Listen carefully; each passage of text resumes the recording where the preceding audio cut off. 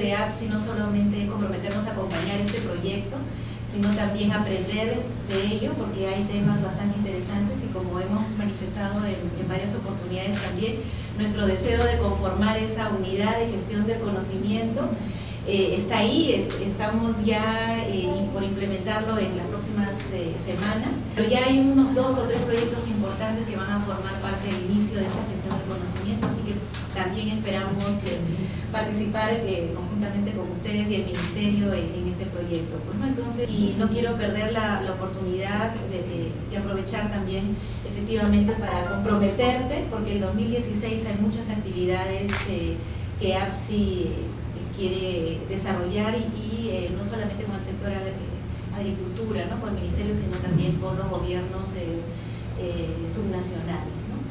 Este proyecto específico que se trata de resiliencia tiene 3 grandes componentes, ¿verdad? Algo para mejorar las capacidades en agroclimático, los instrumentos, las mediciones, porque sabemos que cada vez es más y más importante.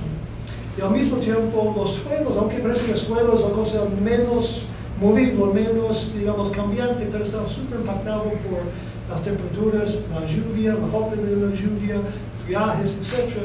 En cuanto del Niño. El Niño es un fenómeno muy impactante de hoy, pero los cambios climáticos son mucho más largos y algunas cosas no sabemos cómo van a salir.